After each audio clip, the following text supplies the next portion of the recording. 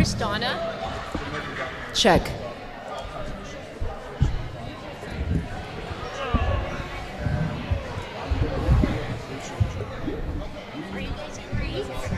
We're so good. You're going to be great. We're excited. I'm going to put Donna here. Okay, everybody, let's give ourselves a hand.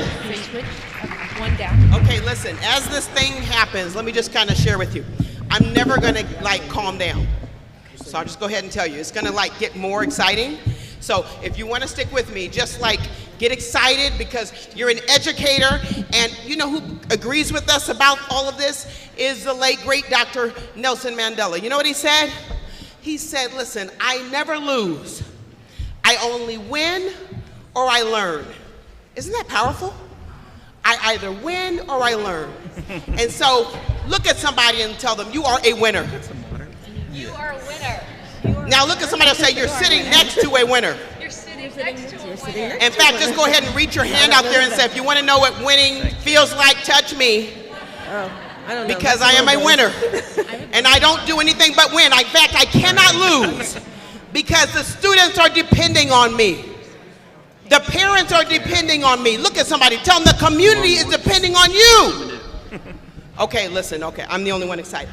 Okay, with that being said, I don't know. I'm just so excited to be in education today, more than yesterday, more than last year or 10 years ago.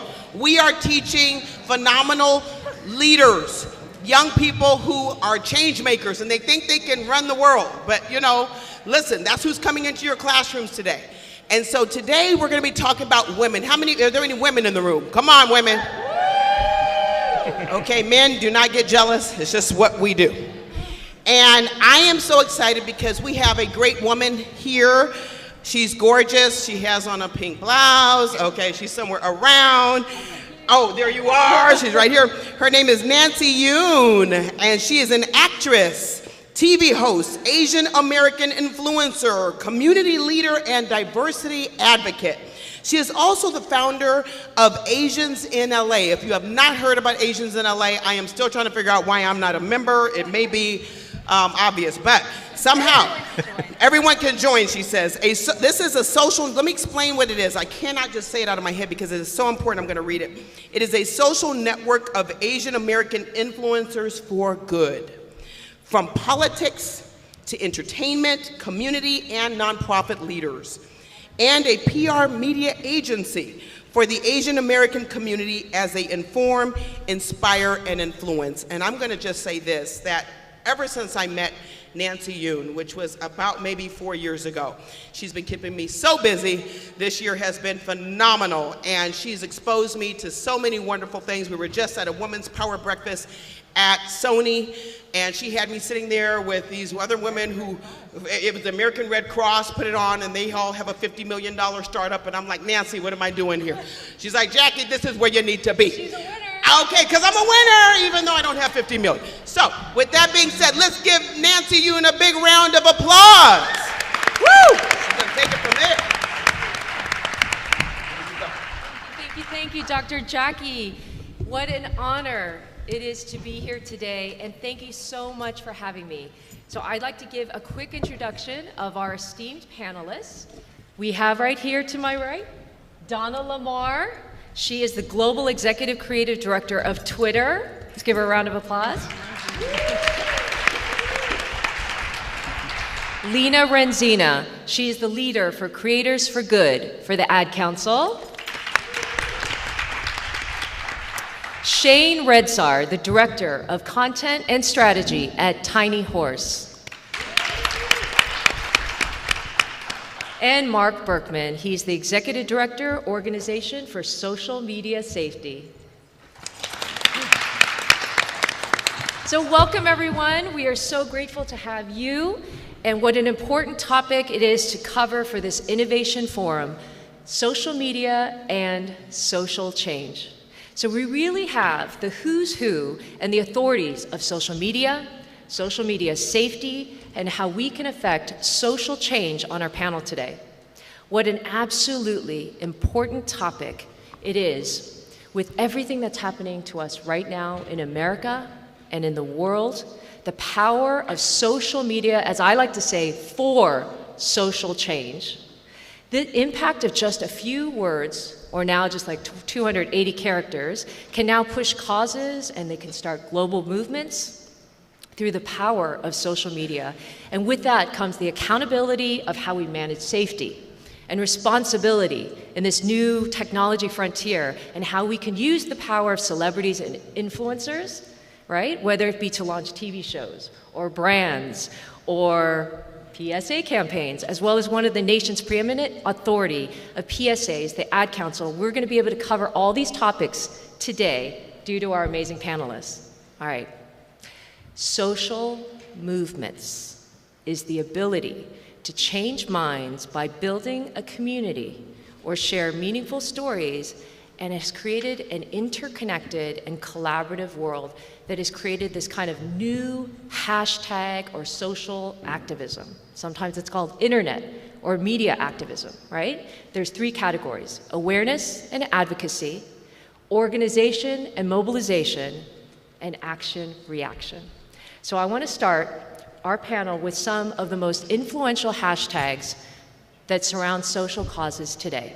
And I want you in the audience to think about how it's affected you as we delve into this topic. Are you guys ready? All right, here we go. Hashtag Women's March. Hashtag Me Too. Hashtag Black Lives Matter. Hashtag ALS Ice Bucket Challenge. Hashtag MAGA. Hashtag climate strike. So Donna, as the new global executive creator of Twitter, can you believe she's here, you guys? And coming back to Twitter recently, you are known for crafting the voice of Twitter. And coming from an agency background, you're now in charge of shaping the brand of Twitter. So what exactly do you do, and how do you shape the brand of Twitter, and what are some of your roles and responsibilities as the new Executive Creative Director of Twitter? Well, it's a really long list of things, but really primarily what I'm meant to be doing is everybody uses Twitter. I say everybody because there's a huge amount of people on Twitter, so I'm just speaking in generalities.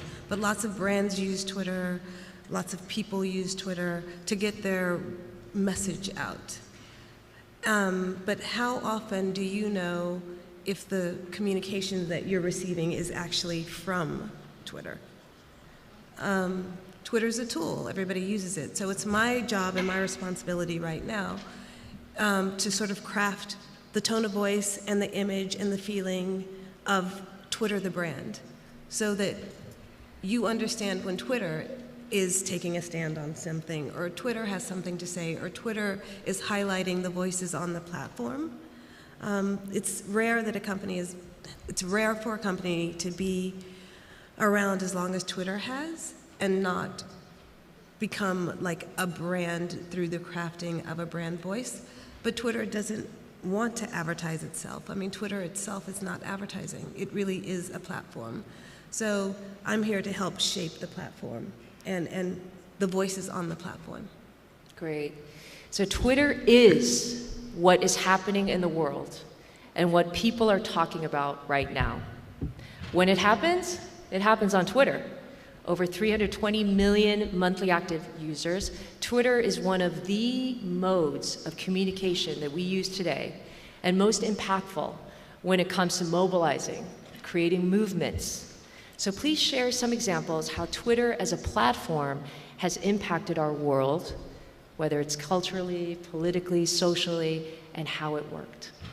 Twitter's impacted the world in all of those, socially, all of it, right? So before social media, before there was an opportunity for anyone to basically say what they want and react in instant real time, what did we have to do? We relied on the press, we relied on having to wait for information to come to us hours after an event, or we had to wait to post or to actually relay information to other people. We now live in a world where there's instant and open access to communication and to community. That's the other thing. It has allowed access to communities that we didn't have access to. So, I mean, yes, I think Twitter as a social platform, for me, it's like it's social media, but it's social media in the fact that it allows access to basically any community, any thought, any interest, any person, kind of anything that you want. So I think that's a huge, and it's global. Yes. So, I mean, that we haven't lived in that world for a very long time. I mean, there are other social media platforms that do the same thing, but Twitter offers you the ability to have a conversation and to shape the conversation that is being had. So Mark, unfortunately, with the amazing power and influence of social media, we have to also confront some negative and often threatening aspects of the cyber world. So tell us a little bit about the dark side of social media and what your organization is working on to help police the online world. Of course. So first of all, thank you all for coming to this important conversation. Thank you for having me here. We love speaking to educators on this topic. So we are the Organization for Social Media Safety. We are a nonprofit consumer protection organization exclusively focused on social media. So we protect against all social media related dangers, and that includes things like cyberbullying, sexual harassment, human trafficking, propaganda, to name, sadly, just a few of the dangers and risks that are out there right now in social media. We do that through a comprehensive consumer protection model. That's education, so we are in K through 12 schools across the country, speaking to students and parents and educators on how to stay safe on social media. We also consult with schools on in-school and out-of-school social media safety policies. We do advocacy work, so we're working at really all levels of government to enhance public policies around social media safety. And we do technology development, so we work on software and apps to provide real-time protection against any and all social media-related dangers. So your organization mission is making social media safe for everyone. So what are some of the ways that we can all be safer on social media for our kids, for our families, and for ourselves? Excellent question. So one of our tips or guidelines that really implicates a lot of the dangers that we all will immediately think about when we think of social media, like cyberbullying and hate speech. We recommend both for young people just starting out on social media and for adults to develop a habit of blocking. That's blocking or hiding content from your social media account and reporting inappropriate and unsafe posts to the social media platform. This does two really important things. One, it allows us to work together as a community to remove unsafe content, and again, we're talking about things like hate speech, obscenity, cyberbullying, harassment, sexual harassment. So when we all act together and report, it gets removed quicker from the platform and minimizes the danger there. Two, it allows us, if we can develop this habit, it allows us to have a preventative level when we deal with this content, so that we're not passively absorbing it and it's becoming normalized in our minds. This is especially true for young people, where they're scrolling all day long, some for up to 9 hours a day, looking at hate speech, looking at misogyny, looking at sexual harassment. So if we encourage them to develop the habit of saying, no, this is not appropriate, I'm going to do something each time I see it, and actually take the action of blocking that from my site and reporting it to the platform, I'm protecting myself from having this become normal in my own mind. All right, so I'm going to read you a couple statements. It might sound vaguely familiar to you guys. Take a bite at a crime. Smokey the Bear, only you can prevent wildfires. A mind is a terrible thing to waste. Friends don't let friends drive drunk. Just say no to drugs. All these incredible long-lasting campaigns are ingrained into our childhood, right? And into our heads. So I'd like to introduce to you Lena Renzina from the Ad Council, the nation's preeminent public service announcement organization. Thanks, Lena. So Lena, tell us a little bit about the Ad Council and what they do. Yeah, thank you for having me. So the Ad Council, as many of you heard, Smokey Bear is probably our iconic campaign, but we are a nonprofit. We've been around for 75 years, really focusing on producing national social good campaigns on behalf of the most pressing issues to the public. And they're all attitude and behavior change campaigns, so we're not lobbying for anything, we're not fundraising. They're really education and awareness-based messages, and it's really just reaching our audience to make sure they're armed with the information and the tools to help solve the problem. So anything from texting and driving, wildfire prevention with Smokey Bear, mental health awareness and suicide prevention, diversity inclusion, LGBT acceptance. We actually have 35 different campaigns that we're working on at once. And while I would say 75 years ago, it's definitely started in that PSA model, we are doing so much more than that now. The way that it works is we technically do start creating PSAs, making a brand out of the campaign, identifying who the audience is, identifying what the call to action is, how to reach the audience that we're trying to speak to, where and what kind of information would resonate with them. But really we're building out 360 campaigns on digital, and social is a big part of that. And then I run all of our talent partnerships, so all of our work with celebrities and content creators. I hate the I word, but influencers. And we also run in a donated media model, which is really interesting. So the advertising and media community have really come together to donate a certain amount of media to us every year. Twitter is a big partner. And we're so grateful for that, and work with them, collaborate on different campaigns. So it's a really unique and nuanced model, but it's sort of, I would like to say, you get to see the best of everybody.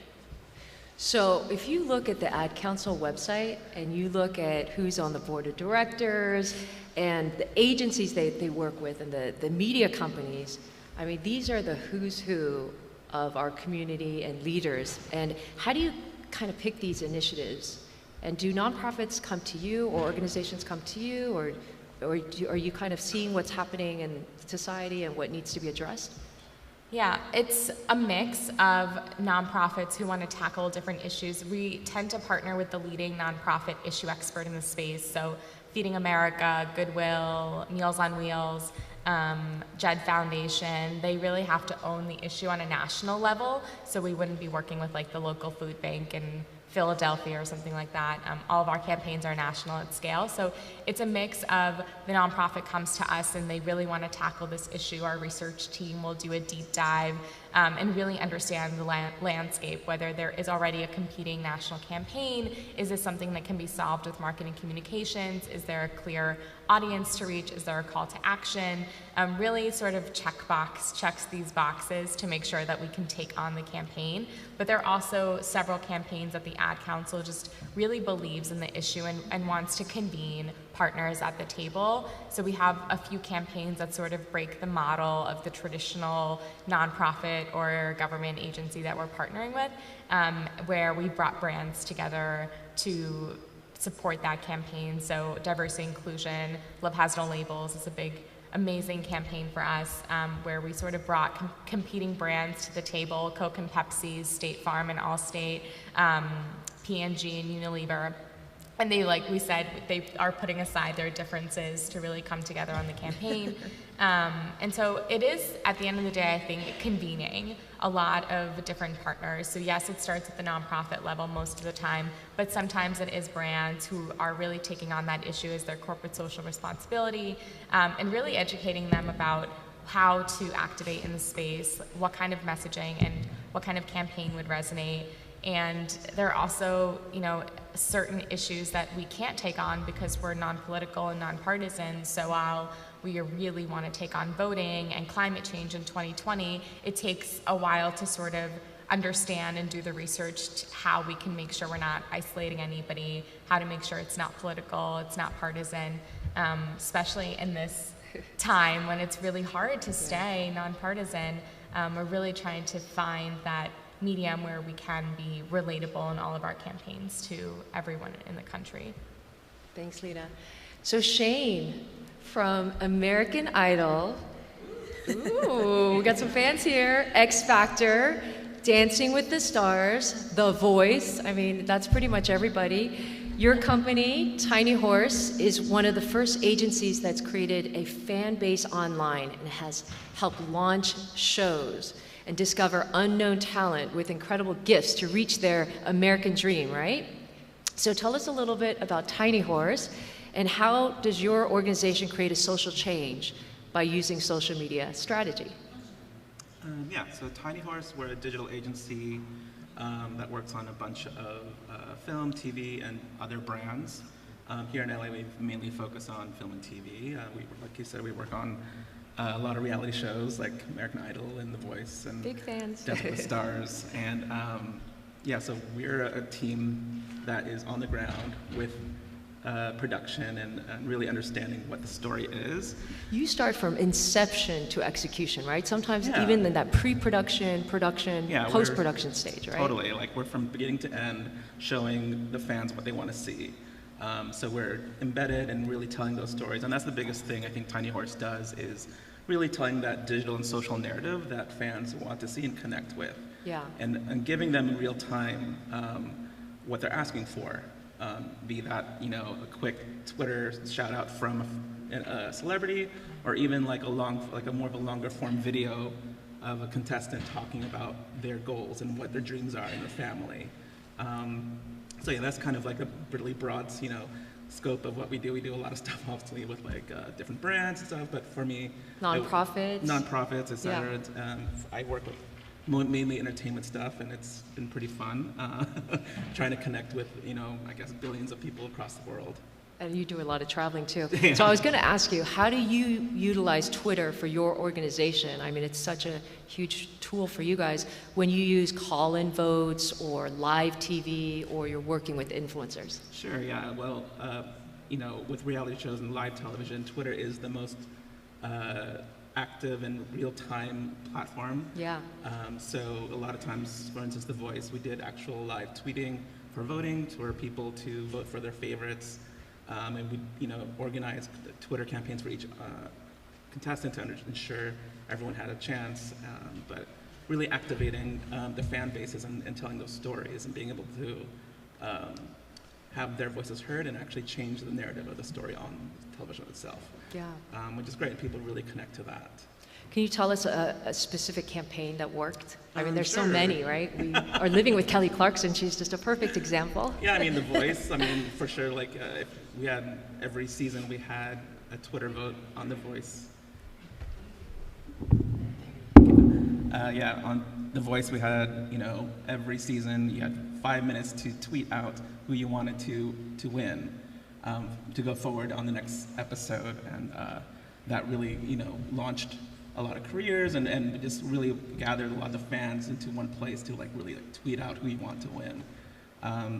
We also did a lot of stuff recently on Love Island. We talked to fans as a five episodes a week. We had to talk to the fans as the shows were going on. It was almost a real live show. It was kind of crazy. So connecting. We're watching it. Yeah, In so real 5 time. episodes a week. We were talking to fans online, on Twitter, on Instagram, on Facebook, just really understanding. The main thing is the language and the vernacular of each platform. Yeah. And speaking to those fans directly. Right. So they really have a say. Yeah. So Donna, how is it for you this time? She's recently come back as the creative director of Vice Media. Are you guys familiar with Vice Media? You've seen on HBO? So Vice started as a local culture magazine, and it's grown to a US $5.7 billion multi-platform global media enterprise that's known as the Edgy Fearless Media Company, and it's also known as the voice of the millennials and the Gen Y and Gen Z generations. So coming back to Twitter, what are some of your goals for Twitter's initiatives this year, and things that you've learned from Vice, and things that have happened this year? So much has happened, right, with social media, social causes, things that you may try differently coming back from Vice. Okay, that's a two-parter, I think. Okay. So, what was interesting for me at Vice